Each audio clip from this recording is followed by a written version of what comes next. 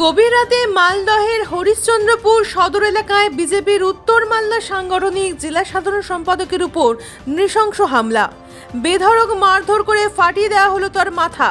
অভিযোগে তীর তৃণমূলের দুষ্কৃতীদের দিকে। চাঞ্চল্য গোটা হরিশ্চন্দ্রপুরে। পলাতক অভিযুক্তরা। ক্ষমতা পরিবর্তনের পর দলের তৃণমূলের দুষ্কৃতীদের ঢোকাতে বাধা দিয়েছিলেন জেলা সম্পাদক রূপেশ আগরওয়াল।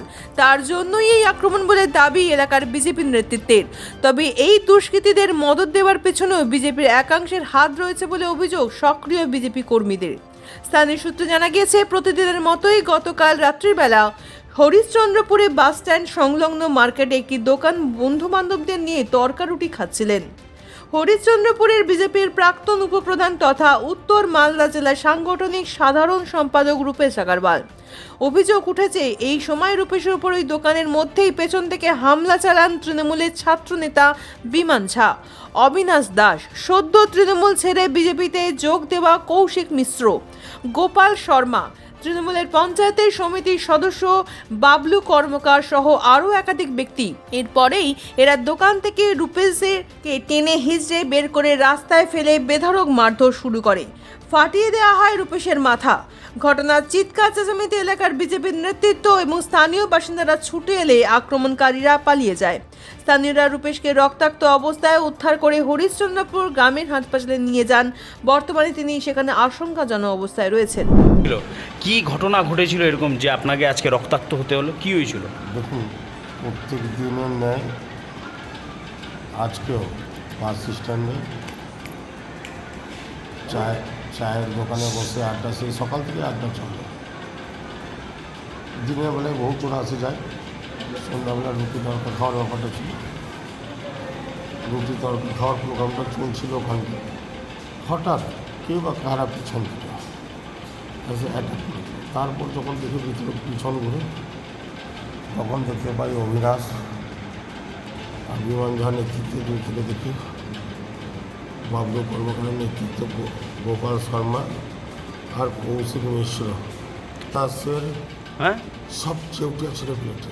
আশ্চর্য মনোজ দাস, তার ছেড়ে ফেলেগুলো যারা বিজেপি করে তাদেরকে তৈরি করলাম আমি, খাওয়ালাম, পড়ালাম।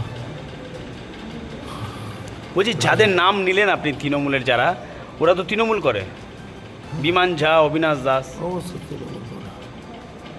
তো তাহলে কি বিজেপি তৃণমূলকে সঙ্গে নিয়ে এই ঘটনা ঘটালো? একদম। তার মধ্যে কিছু জনকে ভোট প্রাক্কালে তাদেরকে তৃণমূল থেকে বিজেপিতে জয়েন করানো হলো এবং হরিশ্চন্দ্রপুরবাসী বারবার অভিযোগ করতো আমার দিকে যে ওদেরকে জয়েন করানোতে বিজেপির ভোট অনেকাংশে কমে গেছে। এটা কিন্তু বিজেপি নেতৃত্ব বুঝতে পারছে না, তুইও বুঝতে পারছিস না। যারা ভালোবেসে বলবে তারা বলছিল তুই বুঝতে পারছিস না, বিজেপির ভোট অনেকাংশে কমে গেল এদেরকে জয়েন করার জন্য। এদের বলতে বাবলু কর্মকার, বলছি, গন্ডগোলটা কেন হয়েছিল আপনাদের? কিছুই বুঝতে পারলাম না। ওখানে তো বসে খাচ্ছে, ওদের একটাই গল্প, পিছন থেকে বলে দালাল দালাল দালাল, মানে একটাই কথা, মানে কী করে রূপেশকে সরানো যায়। তাহলে কি গোষ্ঠীদ্বন্দ্ব বিজেপির? আর গোষ্ঠীদ্বন্দ্ব কী দ্বন্দ্ব জানি না, মানে এরা তাহলে আপনাকে দেখে কি আক্রোশ আছে ওদের? হয়তো লুটে পুটে খেতে চাইছে। আমি থাকলে পরে লুটে পুটে খেতে পারবে না। আমাদের শ্রমিক ভট্টাচার্য বলে দিয়েছে যেহেতু এরা যে তৃণমূল থেকে এসছে 5-6 বছর যোগাযোগ করেছে, এদেরকে তৃণমূলের কালচার থেকে সরতে হবে, কিন্তু এরা সরতে পারছে না। এদিকে এই ঘটনার পর এলাকার রূপেশ অনুগামী বলে পরিচিত বিজেপি নেতারা বলছেন, ঘটনার পেছনে বিজেপির জেলা যুব মোর্চার সহসভাপতি মনোজ দাসের প্রশ্রয় রয়েছে। এই বিষয়ে তারা একাধিকবার দলকে সতর্ক করেছেন। মনোজের নেতৃত্বে এর আগেও তৃণমূল আশ্রিত দুষ্কৃতীরা দলে ঢোকার সুযোগ খুঁজছে। এটা অবিলম্বে বন্ধ না হলে আখেরে দলেরই ক্ষতি হবে। রূপেশ অনুগামী বিজেপি নেতৃত্বের অভিযোগ, অনেক তৃণমূল কর্মী জমি দখল থেকে তোলাবাজি করে এলাকার সন্ত্রাস ছড়িয়ে রেখেছিল। ক্ষমতার পরিবর্তন হতেই তারা এখন বিজেপিতে যোগদান করতে চাইছে।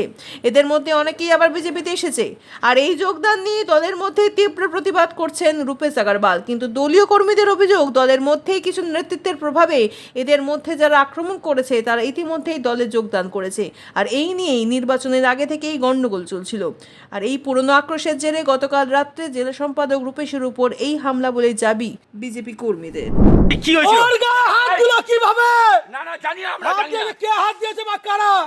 জেনে তো হরিশ্চন্দ্রপুর থাকা বিপদ, কারণ রাম রাজত্ব এসেছে, তৃণমূলের দালালি না। এই তৃণমূলের হার বলছি মাপাই না।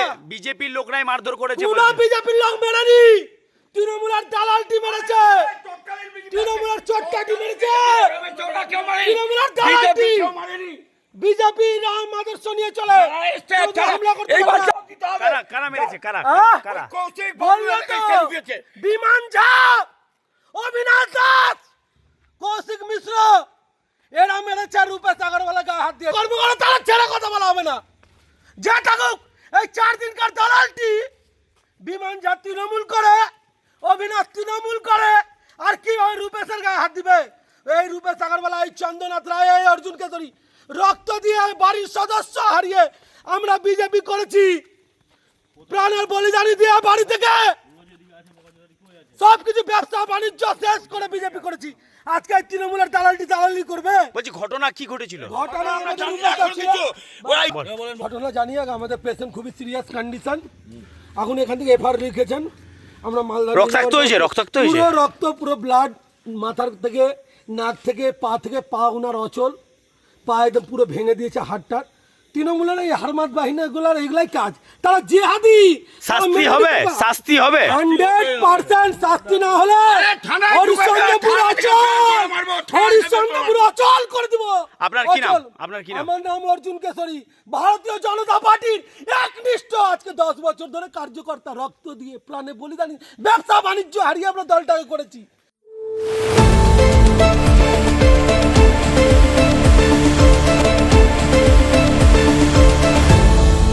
আপনারা দেখছেন এই বেলা বাংলা, শিরোনামে সবার আগে।